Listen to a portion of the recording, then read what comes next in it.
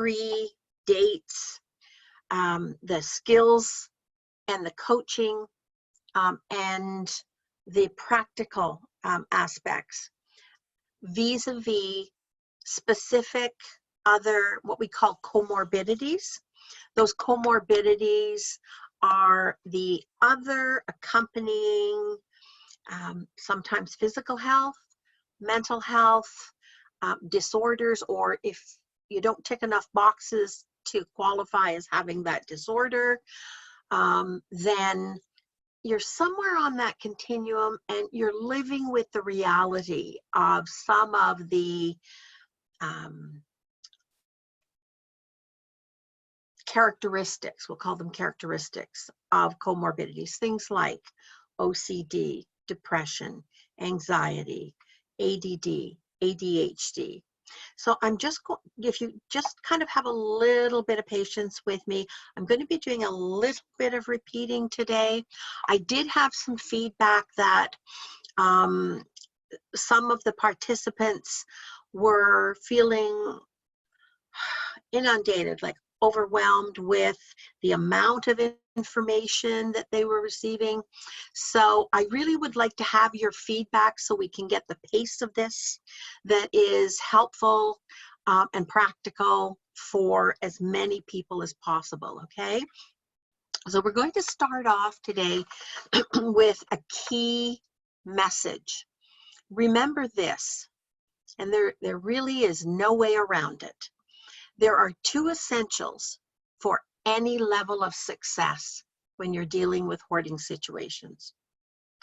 The first is getting people help for the underlying reasons that they hoard or that they overly acquire or that they remain chronically or repeatedly disorganized. And that help can be quite specific to the person. So for instance, they may have an excessive accumulation, they may have chronic clutter, and they may have something like adult ADD or ADHD. Sometimes they don't even realize that that has been the consistent thread of disruption in the progress they want to make.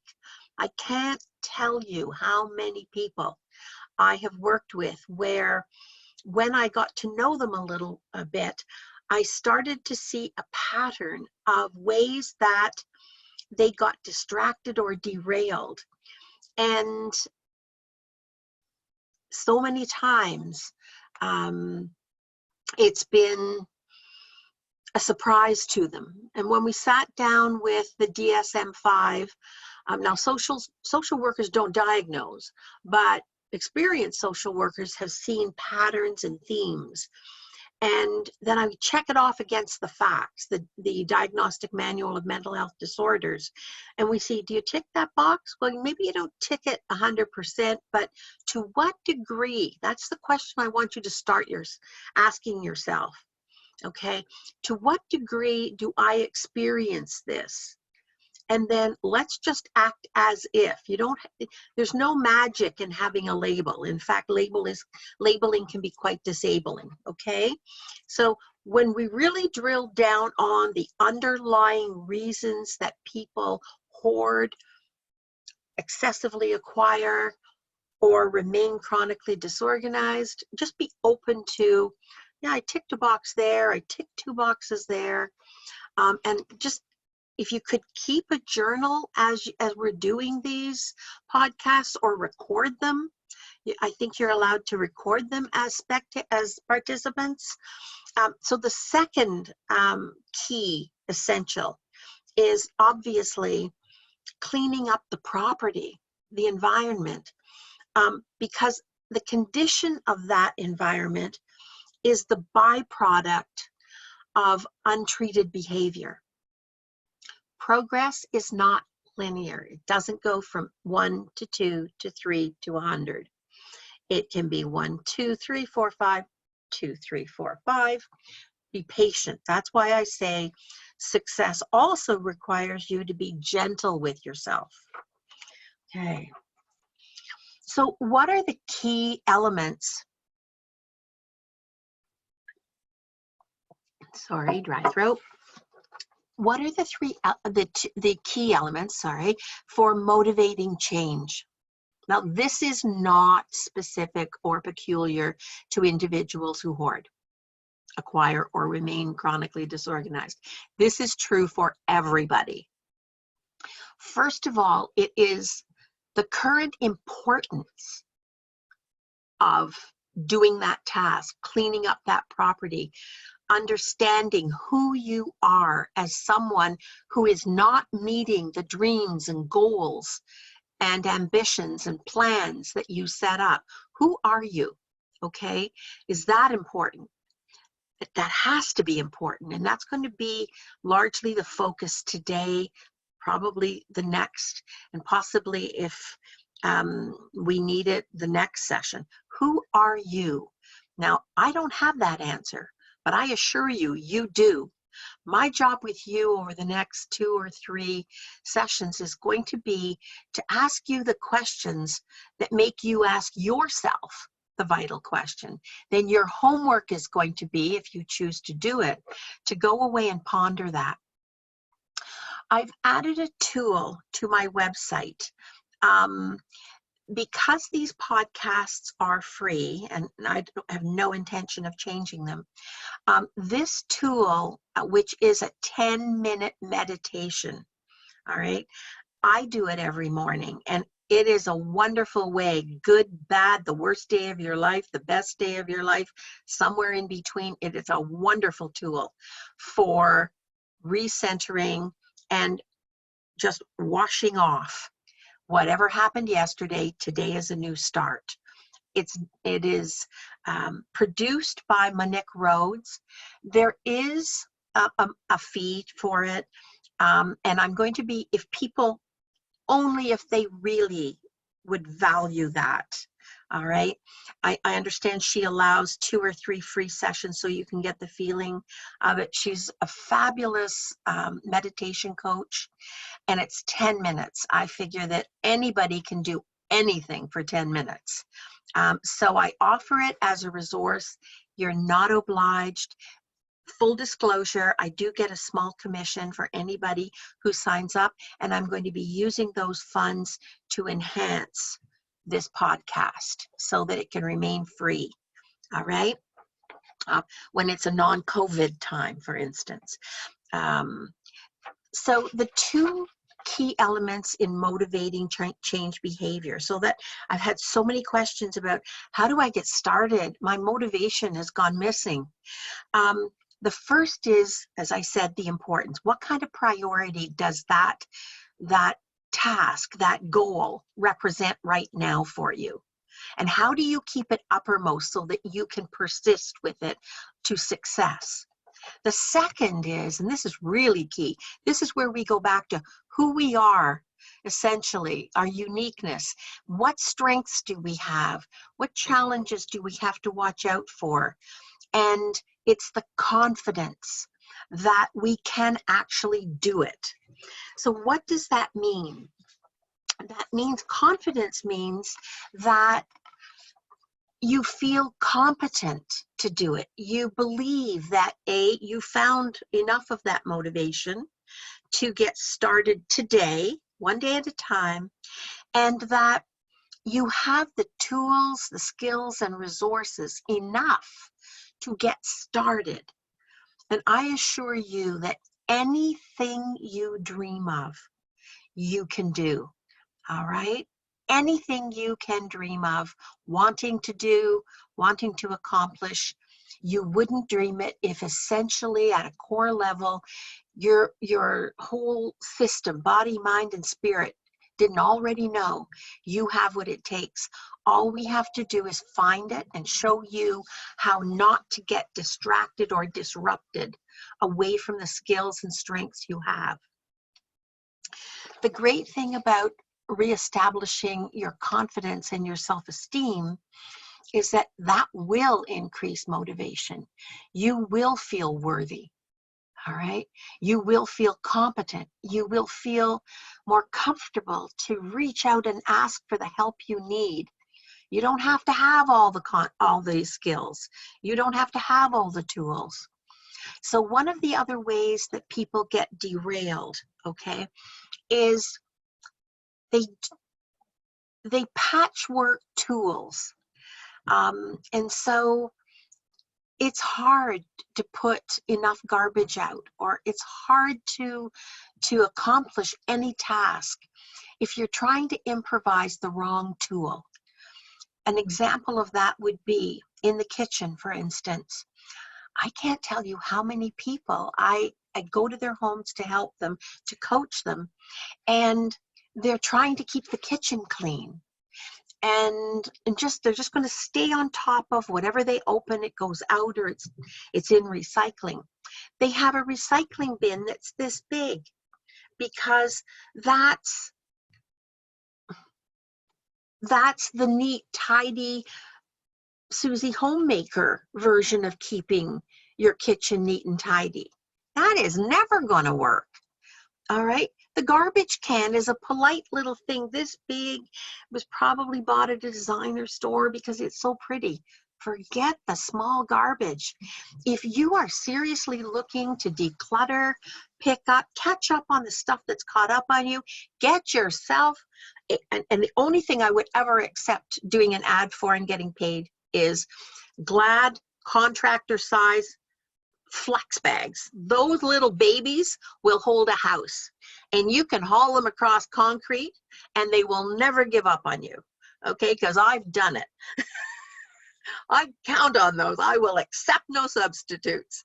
So get yourself the right tools, people.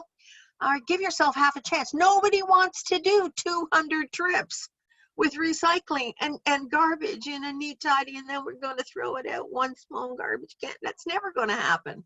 Okay, get yourself the right tools. Okay, that's enough of that. Okay, now, I want to reiterate, because I had a lot of emails from people saying, what did you say? I missed that last part. I tried to take notes. So I hope you're recording this. I'm going to just repeat the mantras from the affirmations from last week. Okay, I will be on my own side. I will be for myself.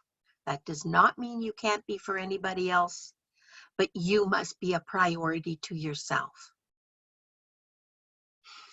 If I'm alive, and certainly if you're attending this, you are, I am allowed to be a flawed, imperfect human being, just the way I was meant to be. Sometimes our flaws are our most endearing qualities. All right, there's nothing wrong with them. Just don't let them derail you. Don't let them minimize or diminish you. I do not have to be perfect or meet the expectations of others unless I consciously choose to. There might be times when that's appropriate. Most of the time it isn't appropriate. Ask yourself that first. Whose life is it? So why would you be focusing on somebody else's messages, somebody else's expectations and priorities for you? They have their own life. They can get on with those. I refuse to be in an adversarial relationship with myself. All right? You just cut the foundation right out from under yourself every time you're an adversary to yourself, which does not mean that you don't aspire and dream and work toward goals. Doesn't mean that you have to be in a kumbaya moment with yourself every moment of every day. It means that you never diminish, degrade, shame yourself for being less than perfect. You have that shower at night, like I talked about last week. Wash off the day if it was a bad one, and tomorrow's a fresh start, Scarlett. Okay, I will be kind and gentle with myself, especially when I experience that I have missed the mark in some important way that means something to me. The question to ask yourself isn't, what's wrong with me? The question to ask yourself is, What do I need to know that I didn't know today? Who do I need help with, possibly, if I'm bumping my head a number of times on this? If this is a repeat performance and I don't want it again tomorrow and the next day and the next day and the next day, because if nothing changes, right? So what do I need? What are my needs in order not to have a repeat performance? Self-acceptance. And at a basic level, we need to accept ourselves before we love ourselves. It involves a willingness to experience, which means I may not yet have the skills, or experience to be good enough. So for those people who are here today who have perfectionistic, very high punishing standards, if we can just take a break from those and consider working toward a self-concept of being good enough. All right?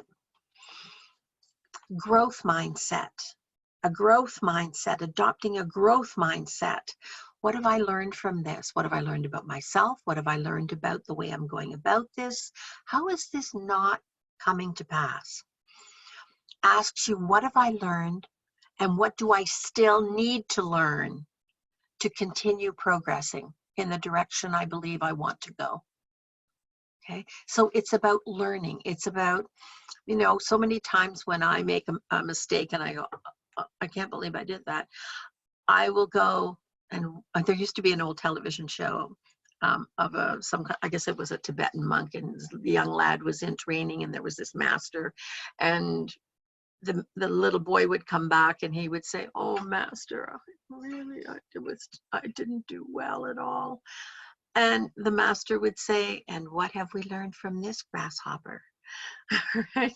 And so that's what I say to myself many, many times. None of us is beyond needing to learn more.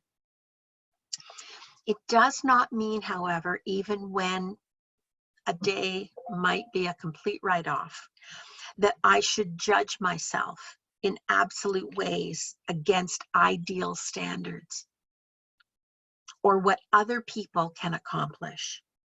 Well, if they can do it, why can't I do it? They may have come to it fundamentally with a different baseline. You may have a lot more skills in many other areas than they do. But in this particular aspect, they know something maybe that you haven't yet discovered or learned. Maybe they have a capability that isn't fundamentally natural to you. There's nothing wrong with that. You can't be all things. Okay, everything that you need is learnable to make it doable. Or the opinions of others. Well, what would they think? Well, who gave them a vote anyway? All right, who gave them a vote anyway? This is your life. This does not mean, however, that I do not need to inspire or improve my choices. That is the accountability factor I hold myself to. How much do I want this?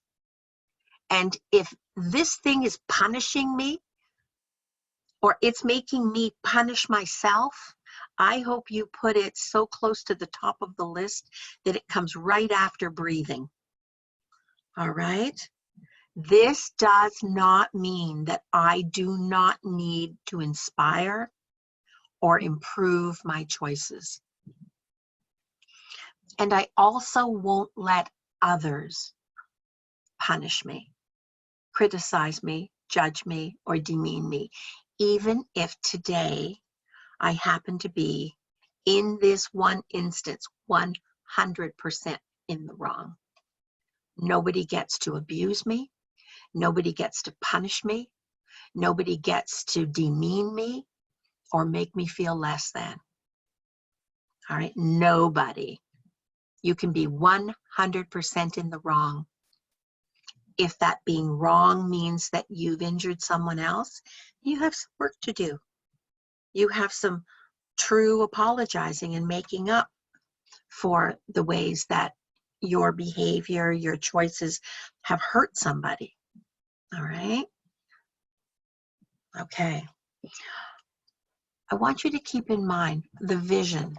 Make a visual image, if you can, that I'm on my way to where I want to be.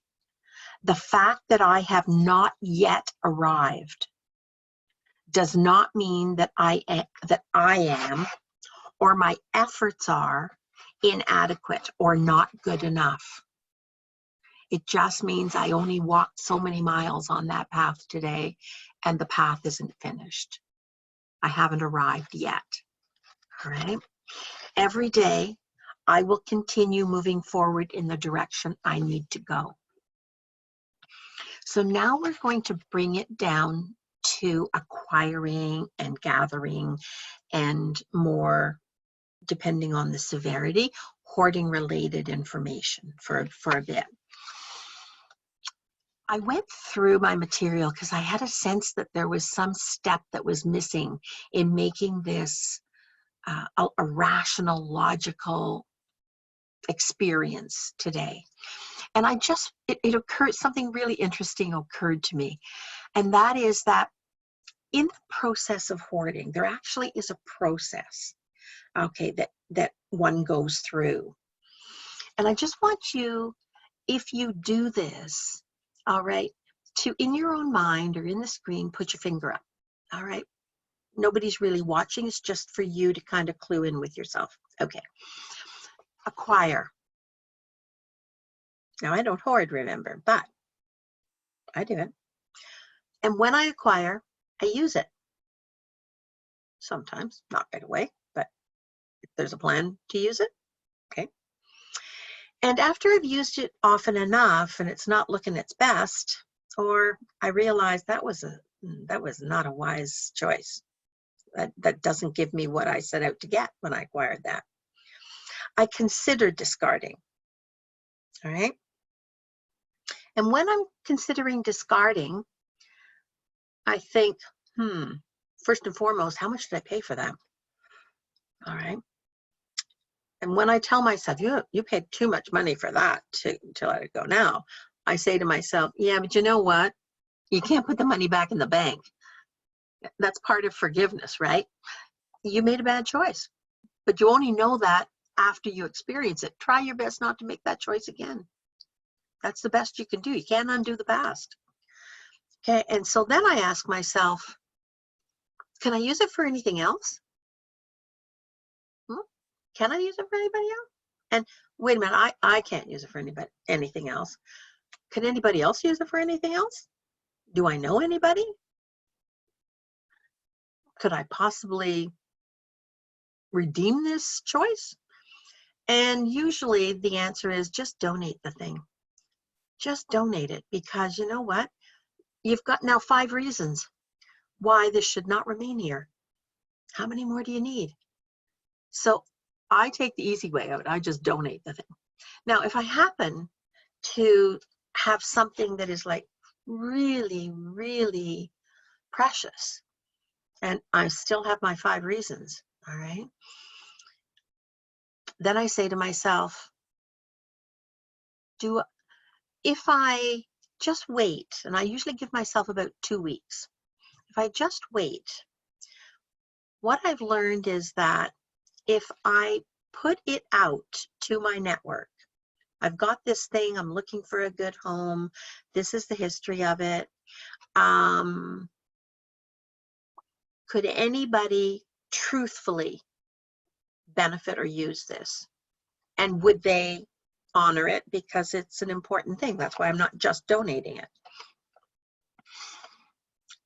Within 2 weeks, I swear somebody will say, yes, they could. And the pieces will come into play that make it possible. Now, usually some of those pieces are Steve, one of my crew members in the trailer, delivers it. But usually it comes together.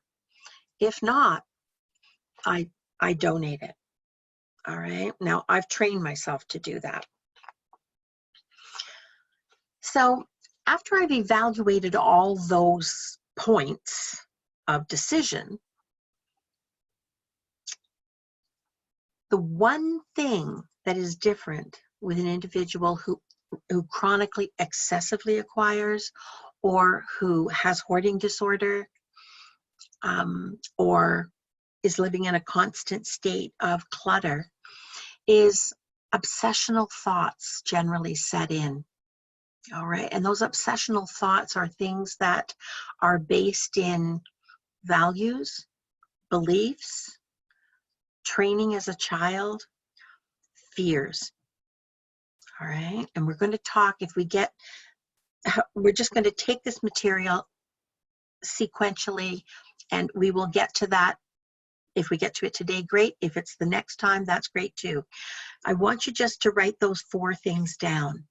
Okay, values, beliefs, training as a child, and fears. And they kick in, and then what happens is, remember last week I talked about the committee in your head? Okay, well, the committee convenes a meeting. All right, and then they're all talking at the same time. The values group, they're reminding you what your values are, what your should values be, your beliefs. Yeah, but you believe this, but nothing is true out of proportion. There is no fact other than breathing, inhaling and exhaling, all right, that is constantly true in every context. Nothing. The things you learned as a child, the values, the beliefs, the family traditions, the sentimental training we've had, all right, the fears. Sometimes in that fear of abandonment, the fear of isolation, the fear of revisiting loss, if those things belong to our history, either a time that we felt better, we mattered more, we were loved, and we loved. We had that next layer of protection and cocooning, parents, grandparents, a family. All right, all of those, when we are having to part with things, they can kick in as fears. It's not about the item often. It's about that experience, that internal experience behind it. And they grab a hold of us and they shake us and they make us uncertain and they tire us out. All right, they tire us out and you think, oh, well, this never end. Just let it go, let it go. I'm not, just for now, I'm not going to decide just for now. And that becomes an obsessional thought pattern. I don't mean that you're obsessive. I don't mean that. I just mean that committee takes over. That's where I welcome you. Who are you? Who gave them a vote anyway? All right? Who gave them a vote anyway? Okay. They are not, they are only part of today to the extent that they support you. Okay, because that was their intent when they loved you, when they were here and present to love you.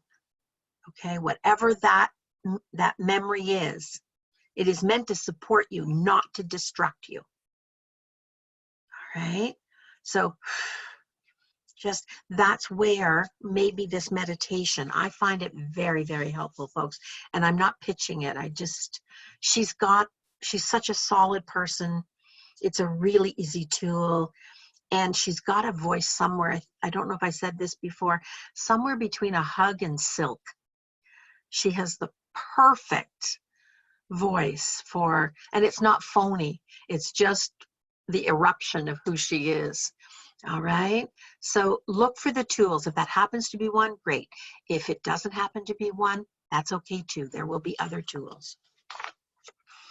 Now, back to the process of hoarding.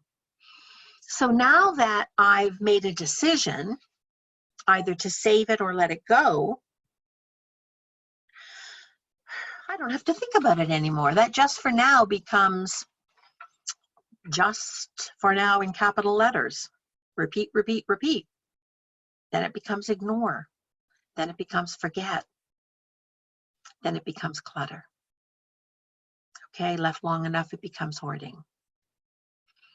But everybody feels that relief when a decision has been made. That is not an unusual That is not abnormal. That is not off the normal path of a decision-making process. And then I don't have to think about it. All right. And what a relief that is. On to the next. And then I feel relief from anxiety.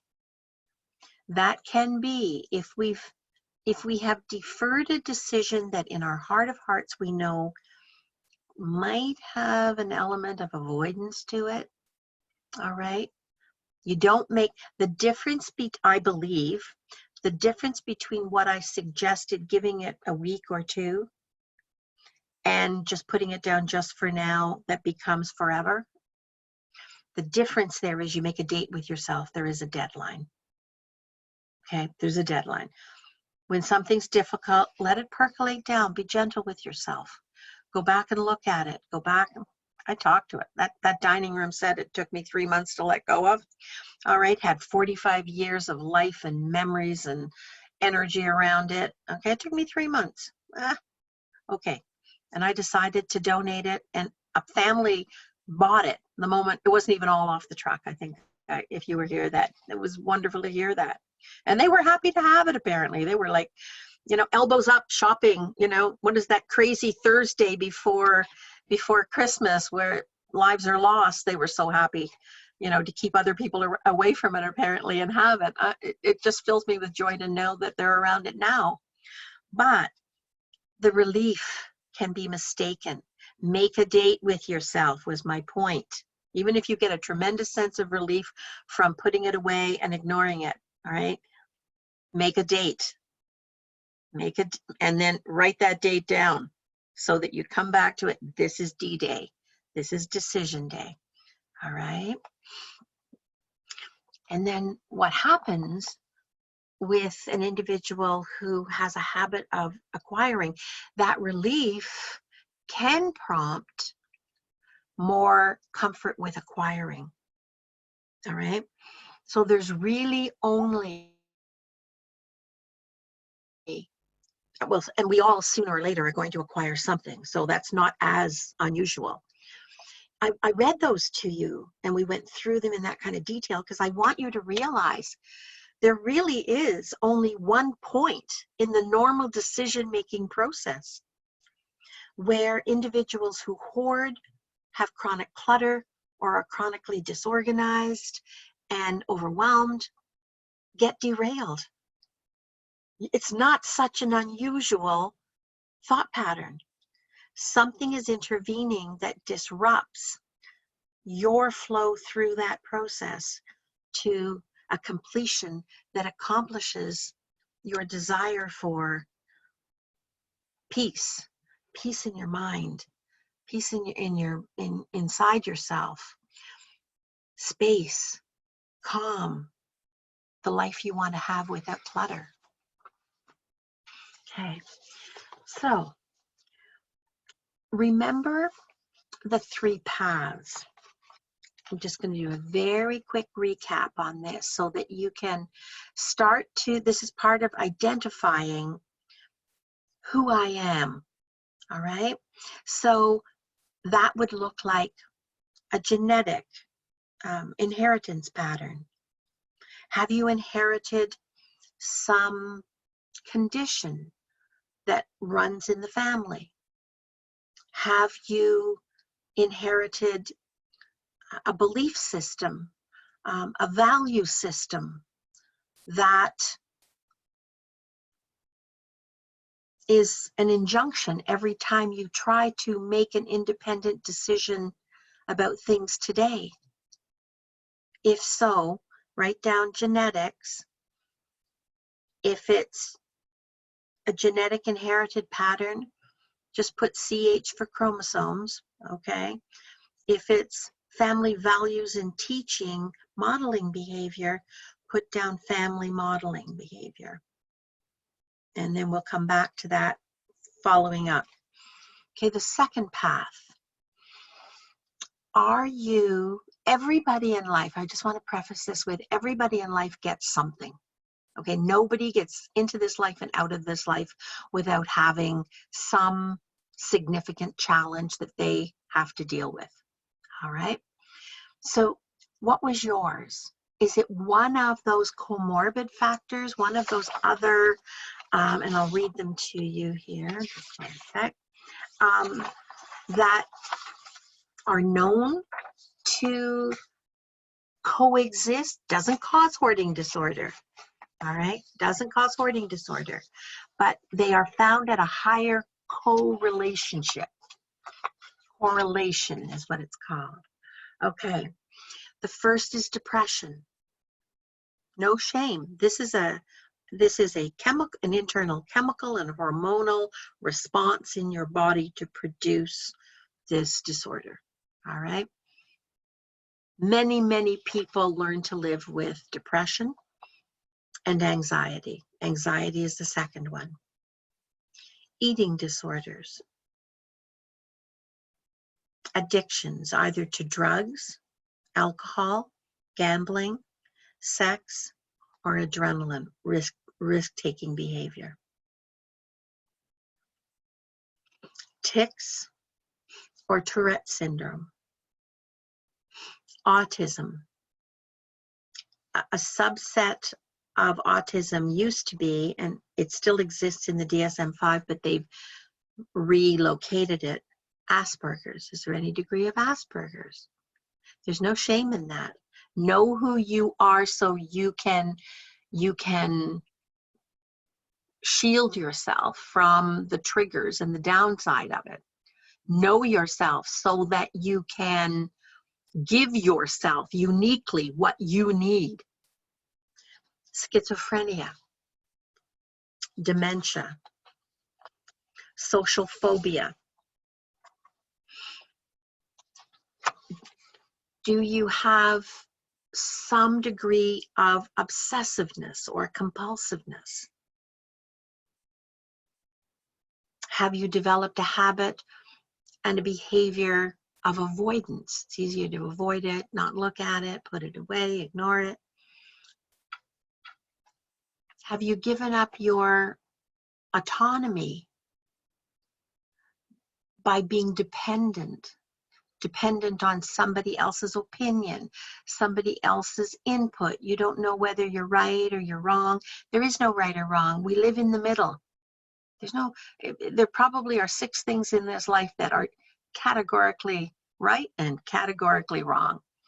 And the rest is living in the middle. Context is everything. All right, let me have a look. Are you chronically or habitually or repeatedly socially in a state of social isolation? Okay, remember, if you are, what that means is that you primarily only have your own thoughts. Where are you getting enriched? Where are you getting, in a healthy way, challenged to find that strength that you already have? How are you being challenged if you remain socially isolated? Are you living with some degree or someone you love? This can also be about someone you love. Dementia or Alzheimer's. Are you living in a state of being qualifying for the aged category, and your mobility is limited? All right, sometimes that's a factor. I've met many people who are older folks where mobility is an issue, strength is an issue, and psychologically they are not, you can't find the correlate for hoarding disorder, but they are living in horribly hoarded environments where they're unhealthy and unsafe. All right. It's not a psychological factor in their case. It's sheer functionality. They just can't manage what's involved, but they don't want to go into a residence. They don't want to go into assisted living. They want to live independently. Are you in that category? Is that what you're living with? And where is the help you need? All right. Traumatic life events. Traumatic life events can put an individual into a state of hyper alertness and defensiveness, that self-protection. If that's true, then, you know, please, if any of these, after we go through the podcasts where we deal with each of these, if there's anything that you need, send me an email and I will try my level best to put you in touch with the best free resource on that topic.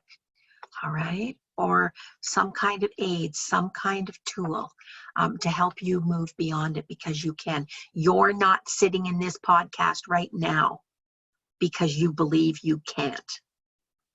The question is, for 99.99999% of you, is how can I? I'm here to help you find that, and I'm here to help you find that with a free resource if it exists. Okay? We talked about biological factors. Those are the genetics. Okay.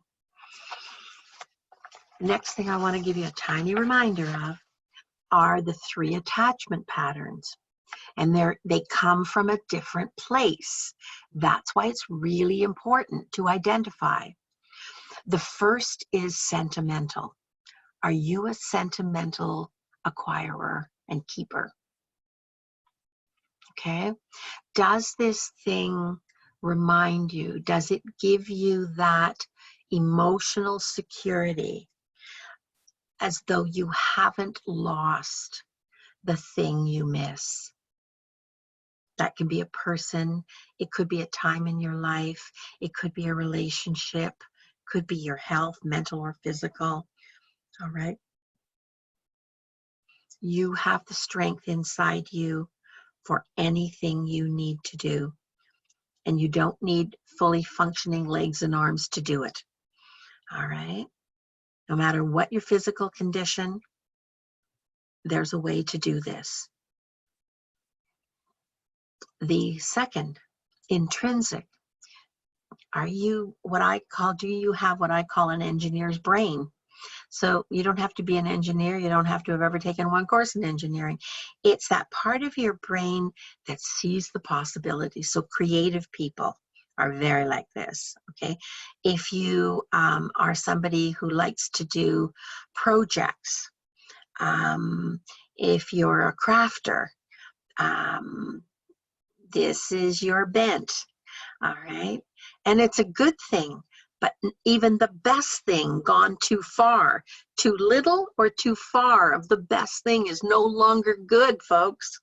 It's a question of balance, right? So how do we find that balance? Do you apply meaning to things? Not sentimental meaning, but value. That I could use that for this. Well, I better keep it just in case, because it's so attractive, it's so worthwhile, it's so something, apply a characteristic that, I could see myself needing that. Wouldn't I feel stupid if later on, if I got rid of it now and later on I needed it? Like, what's that about? No, no. I'll keep it just for now. All right. What I ask, I see a lot of heads nodding, a lot of smiles happening there. So we seem to have touched a nerve. So what I would ask you to consider, if you find that is something you deal with, is have one project in the works, okay, and the product for it, and one in the wings, where you can start considering acquiring product for that. Because if you're going to accomplish and finish anything, you can only do it one thing at a time. So you're fooling yourself with all this other stuff. The rest of acquiring lovely things or useful tools or that whole background of, product and tools and stuff, the whole thinking of that is being ready, right? That somehow that thing is so unique, so wonderful, that when you need it and want it, it won't be available. I am a stubborn Irish woman, and I had to bump my head on this many, many, many, many times to finally accept that learning. And that is, the universe will send you what you need, when you need it, in the order you need it, if you're awake and listening, and you send it out to your network. You send it out that you want or need something. All right. Either pretty much the same thing or something even better. All right. I've had to learn that lesson the hard way. All right. With a banged up forehead on that wall, that brick wall, because I really, like to plan for things. But there is a trust element as well. And I just ask you to consider doing a test on that. The third path. The third path is aesthetic. Now, this is where when you see something, all right, the amygdala, that excitement part of the brain, all right, that pleasure center in the brain, it's like whew, the best feeling. Excitement, 0 to 100 in 10 seconds. All right, that's it. Oh, how lovely. Oh, and I'm not making fun. Like, that is your response. Tremendous attraction. Okay, yard sales are bad for this. Okay, jumble sales are bad for this. The dollar store is bad for this. Hammershire, I can't even pronounce it, but the Hammershire Schlinger catalog, if anybody knows about that, that's a horrible representation of, oh, this is a solution. The Lee Valley tool catalog also is very bad for that. Just if that's who you are, just a short term, like a quickie here would be, if it's a good idea today, it'll be a good idea next week. It'll still be a good idea next week. If it's something that's on sale, if it's a good idea today, take it up to the cash, tell them, can they hold it for you for 24 hours? Go home and sleep on it. Talk to somebody whose opinion and judgment you trust. They're not going to tell you the answer. They're going to help you find your own answer. And then if it is a good idea, then do it. But if you want to rethink it, sometimes that's the way to do it in the short run. Okay? Okay. So do any of those tick the boxes for you?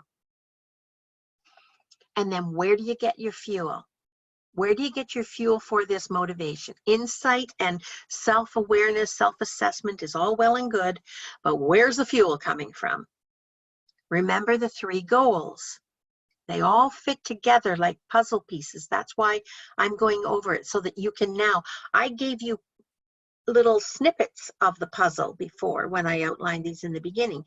Now we're fitting them together into the picture of you. Okay, and each one of you will be unique.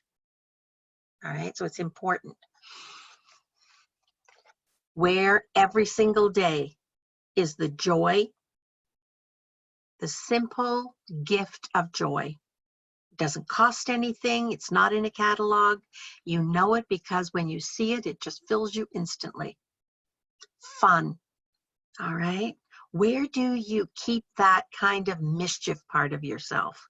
That part of yourself that doesn't go, oh, with joy, it goes with fun. Makes you laugh and play, the kid in you. Okay, those 3 parts are your friend. Develop them, look for them every single day. Indulge them every single day. All right. Second goal.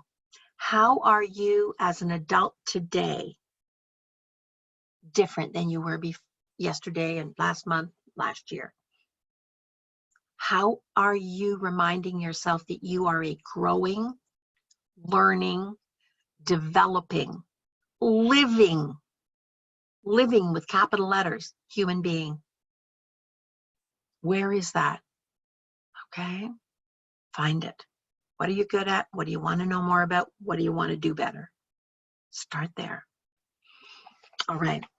And then, sadly, we get down to the boring old work, the sorting, the picking one spot strategically and just chipping away at it. 15 minutes a day. 15, set a timer. 15 minutes a day. Pick a spot and try to move forward through sequentially if it's possible. Please start with anything that is a safety issue. Pathways, entrance and egress routes to your accommodation, to each room that you use, staircases, things away, as far away as you can get them, minimum 2 to 3 feet from any heat source. Okay, start with that. Start with safety. And then keep going back there, keep doing, and then go back there when you need to remind yourself that no matter how much else there is to do, you've done that. And tomorrow it will be 15 minutes further. When you get into that a little, say you're doing that for a month, and you think, yeah, every day I can make myself do 15 minutes. On those times only, when you know you have enough steam in the tank, you can add one more 15 minutes. But in order to start developing that self-regulation, which is so key, I make a deal with myself, I keep my word to myself. All right, that's something we need to develop. When I say I'm going to do it, I'm going to do it. All right, I'm not going to get overly ambitious, overdo it. 15 minutes, and a month later, if you're still doing that, 9 times out of 10, you can add another 15 minutes. But when you start that second 15 minutes, please know you've made a contract to yourself. Set that timer, all right? And you go until that second 15 minutes is up. The reason I say that is because that helps you start to develop that skill in yourself, that it isn't sort of, oh, just according to how you feel, okay? Because you will feel up, you will feel down, you will feel good, you will feel bad. And unless there's blood or projectile vomiting, excuse the vulgarity, all right, you can do anything for 15 minutes, okay? On your best day, on your worst day, okay? Okay, so I want to get ahead with this. Let's do beliefs, and then we'll come back to shortcuts. Okay, I'm going to read these.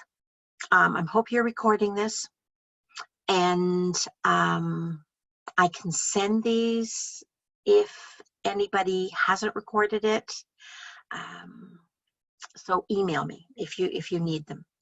These are characteristics that are commonly found in excessive acquiring, in individuals who excessively acquire or hold on to things excessively.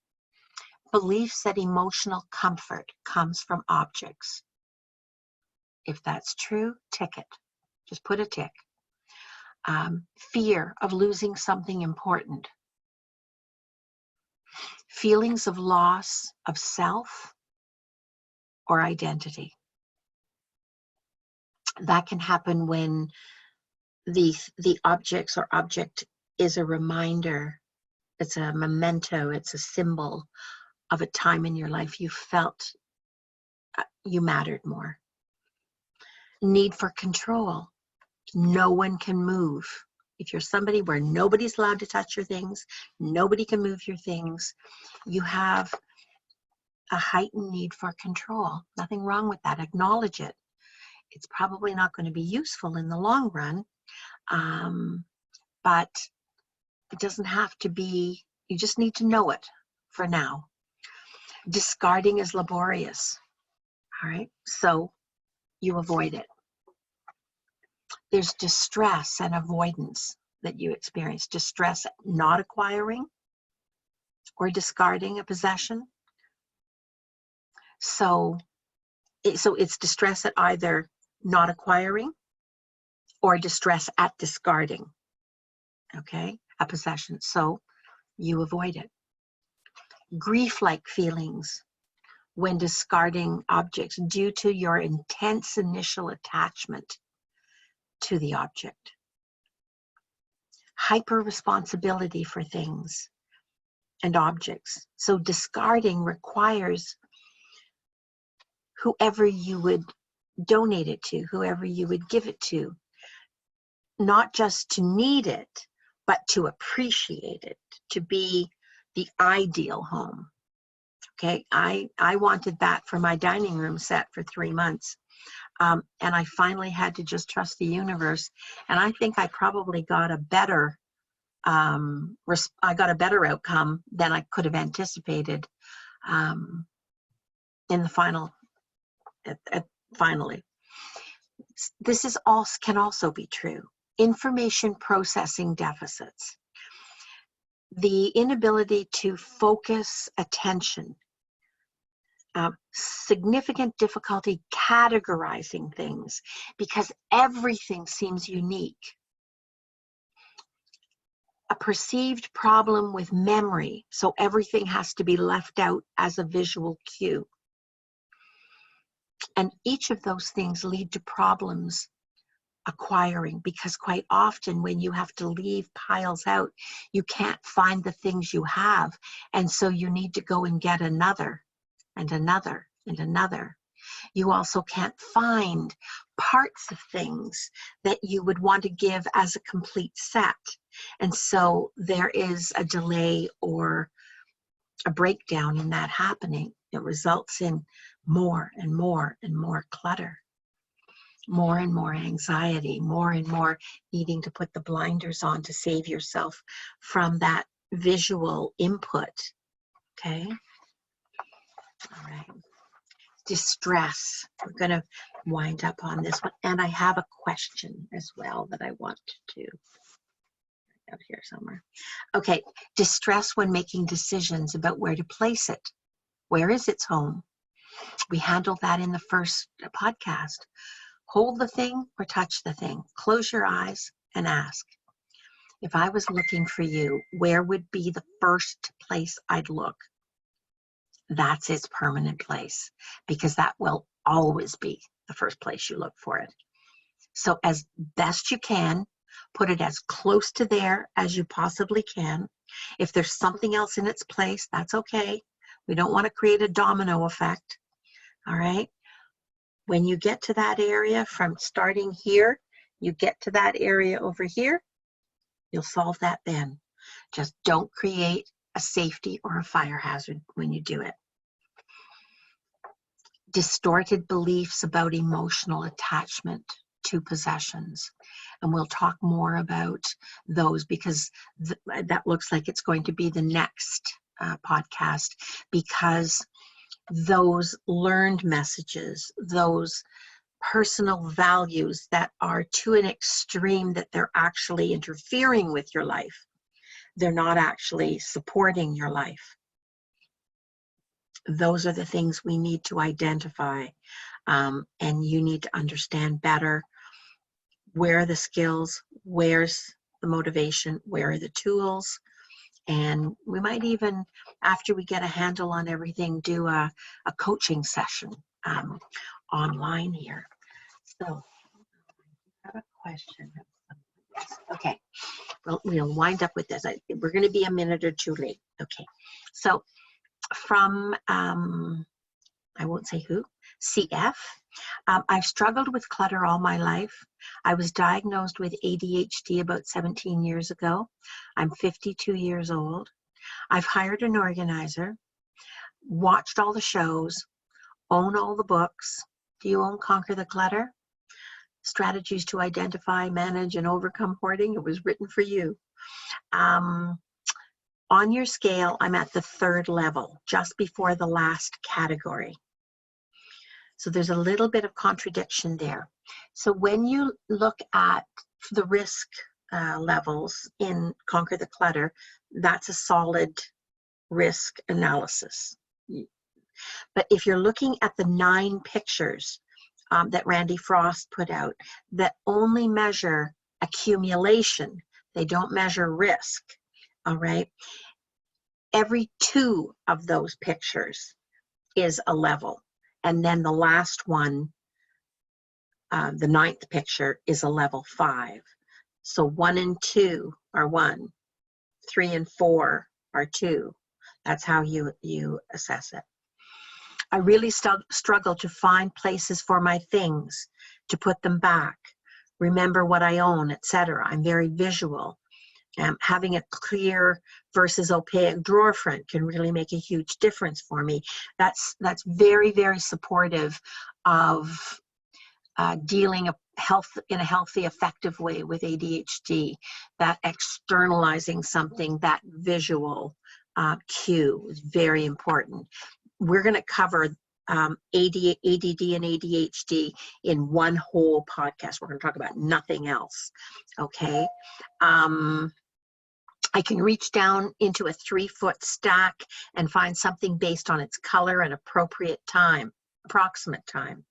I last touched it or saw it. If it weren't for my husband nagging me, I might very well turn into a full-blown level 5 hoarder. I really hate parting with things, and in the past, I've purged items by selling, giving, and or donating, and there are things that I pine for even to this day. That's because you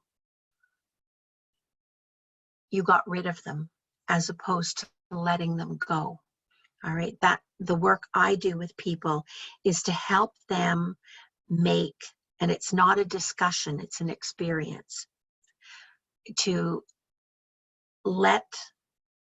come to terms with the importance, the meaning, and to find another place in themselves or in their life where they can replace, they can fill that void, they can fill that need, so they don't feel alone, abandoned, vulnerable, grief, all right? Grief to the point of distress at letting go of things. It's because the process you followed wasn't one, I don't mean to be arrogant here, but it isn't a process that I recommend. Nobody gets to let go of anything, and it doesn't take a long time, all right? Nobody gets to let go of anything if they haven't come to terms with, I can live with this decision. I know I can live with this decision. It's sad. I might wish it could be some other way, but I recognize for this, this, and this, and this, and I am filled, I am prepared, I am safe in this way when I let this thing that really I don't need go. All right, that's why you feel that and pine for it. I'm an artist when not working, and I never met a medium that I did not like.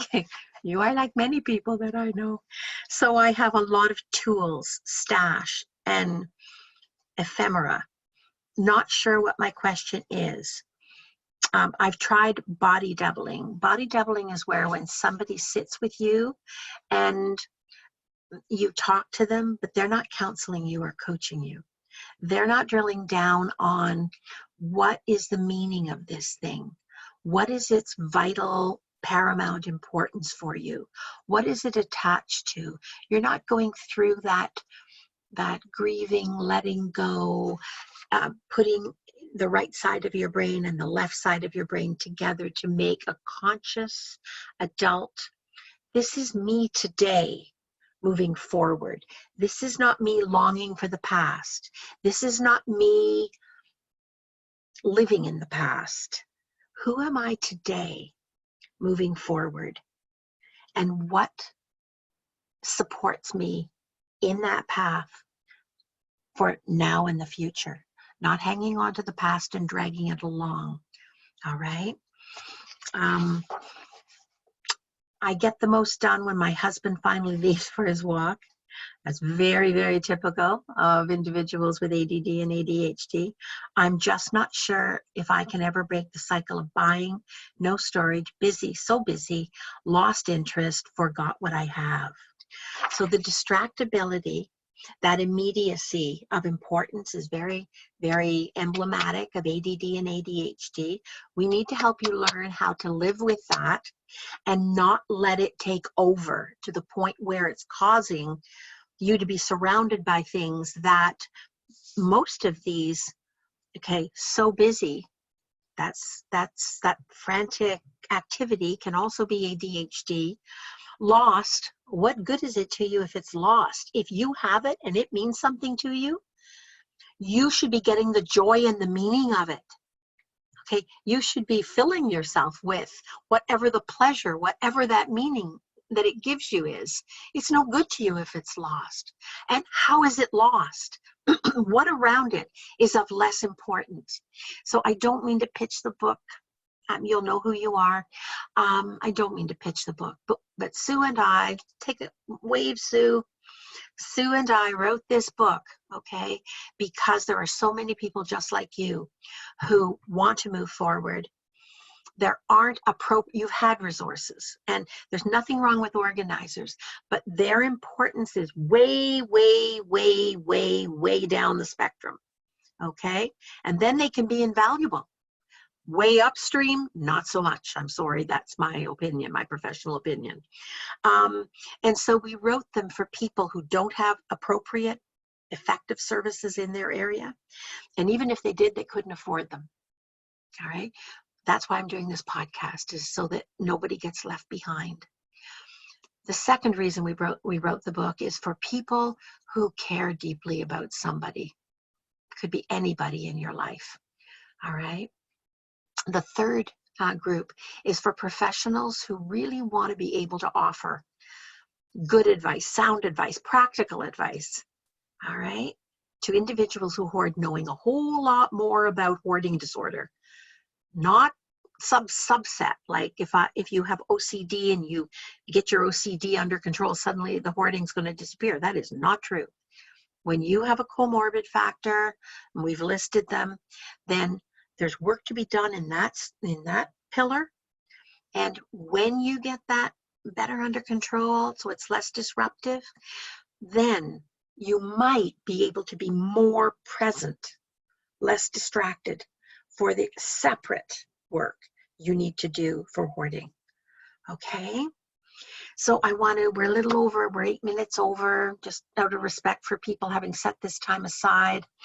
I want to thank you for coming. Next week, I want to just give you a heads up about what we're going to be talking about. So do plan to record it so that you can listen to it again next week. Whatever you have to do to learn how to record it, please do that. We're going to be talking about who are you really, okay? I'm going to ask you to list one dream. What would you say today? It doesn't have to be your overarching dream today. What is one dream that you have now? You, as you are today, moving forward, what is your one paramount dream? I'm going to ask you to list 2 desires now, who you are today, moving forward. I'm going to ask you to list 3 goals, uppermost priority goals for you today, moving forward. Okay. I'm going to ask you, do you have access to what you need? So I want you to do a little drilling down on, if those are who you are today, truthfully, do you have what you need? Do you even know what you need? Do you already have a plan to get there? There's no obligation to have a plan.